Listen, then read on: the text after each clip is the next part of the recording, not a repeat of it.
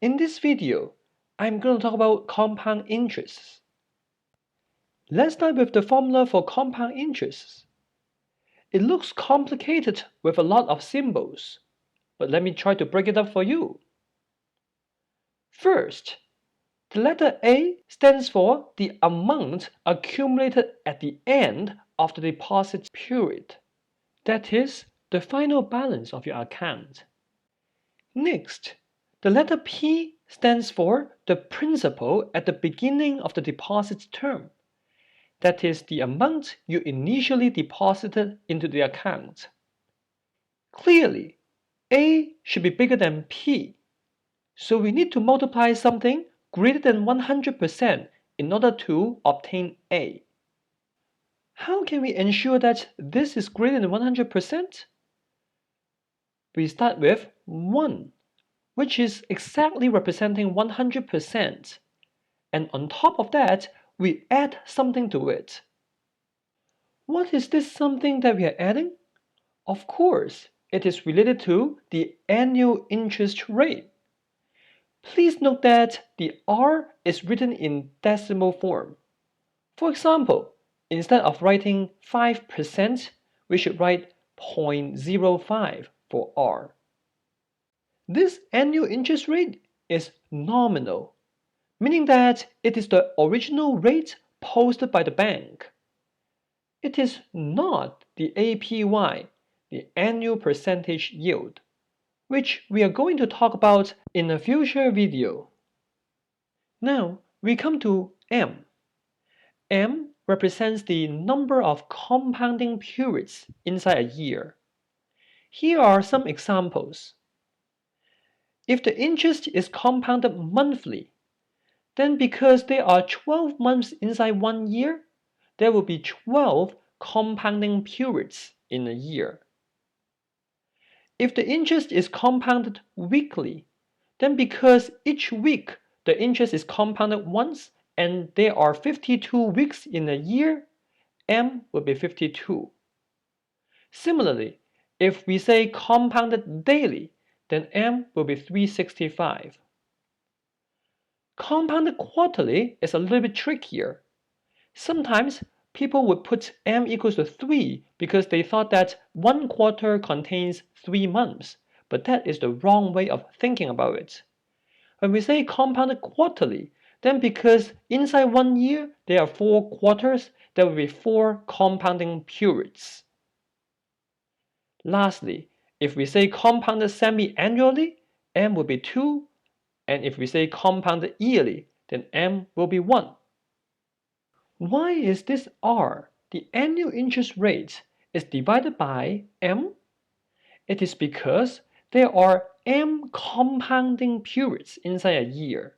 So we have to chop up the interest rate into M equal parts so that each compounding period will have only the interest rate R over M. Lastly, the letter T. T usually stands for time in any formula, and here the time is represented by the number of years. Why do we put M times T in the power?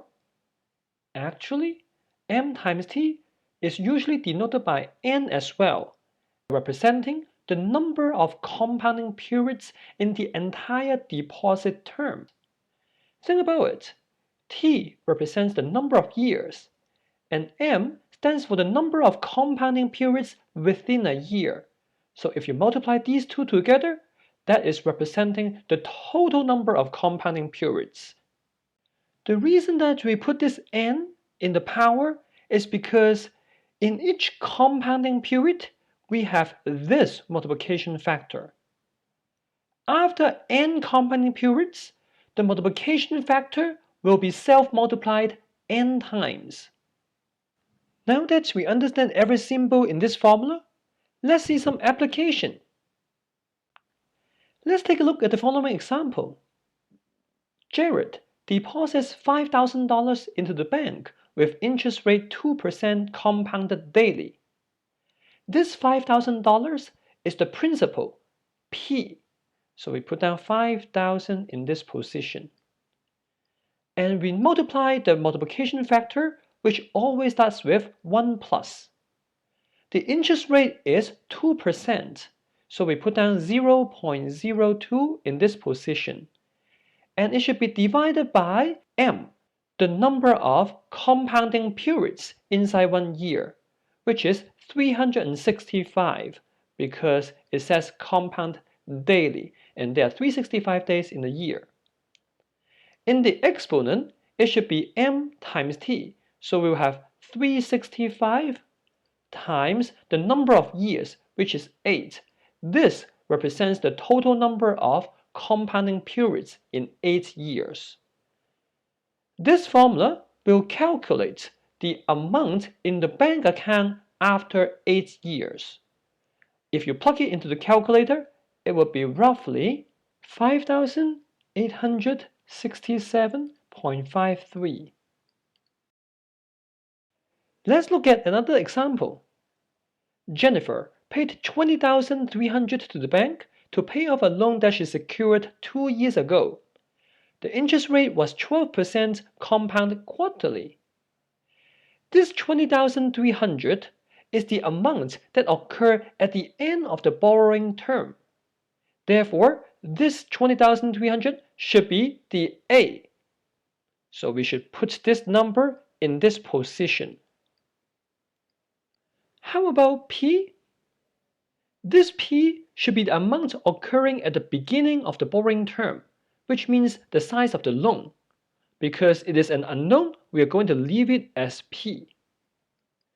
The multiplication factor is once again starting with 1 plus. The interest rate is 12%, so we are going to put 0.12 in this position. As for the M, it should be 4 this time because there are 4 quarters in a year. In the power, it would be 4, which is m, times 2, which is the number of years.